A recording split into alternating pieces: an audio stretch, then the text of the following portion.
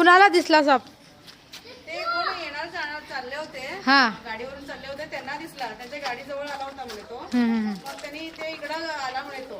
हा. ते पास होऊन गेले, इथे थांबून सांगून ठीक गेला म्हणे आहे. इथे. असं या फरचीमध्ये साप गेलाय आणि ओमकार नगर फर्स्ट क्रॉसला मी आहे आता. आणि त्यांनी सगळं इथं काढून बघितले मी यायच्या अगोदर. तिथं काही साप दिसला नाही, पण मी आल्यावरती बघितलं इथं तर इथं आहे साप. अरे नाही आहे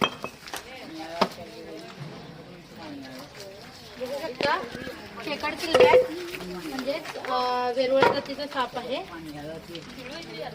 फार रागीट असतो हा साप. तो फार ठीक आहे की मिरच्या भाताला लागेल. सर सर पिशवी पहिला द्या. हे बघू शकता पिशवीला कसं चावाल आहे. तर देशातल्या सगळ्यात रागीट सापाला म्हणतात वेरुळा म्हणजे चेकर्ड किलबॅक. म्हणून अशा पिशवीच्या साह्याने आम्ही त्याला पकडतो. कारण फार रागीट चावतोय फार.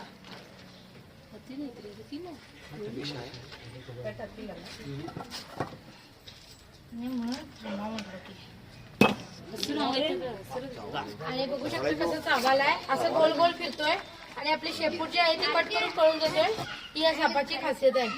त्यामुळे असं पिशवीच्या साह्याने पकडावं लागतं त्याला. असे वेगवेगळे कलर असतात ह्याच्यामध्ये. आता हा पिंक कलरच्या शेड मध्ये आहे. तर ठीक आहे आपण याला आता बंद करूया. आता मगाशी जसं गोल गोल फिरला तसं तो शेपूट आहे ती पालीची कशी शेपूट कट होते तशी ह्याची शेपूट तो स्वतःच कट करतो आणि पळून जातो. ही पण या सापाची खासियत आहे. आणि स्किन मधून किंवा त्याच्या चमडीमधून घाणेरडा वास सोडतोय. ही सुद्धा एक प्रकारची त्याची खासियत आहे डिफेन्स करण्यासाठी. आणि चावतोय फार साप. ठीक आहे आपण आता बंद करूया. फार मोठा नाहीये, छोटा साप आहे. पिल्लू आहे. जवळजवळ हा साप 4 फुटापर्यंत 4 ते 4.5 फुटापर्यंत सुद्धा वाढतात. आता हे साप नेऊन तुम्ही काय करताय? जंगलमध्ये सोडतो.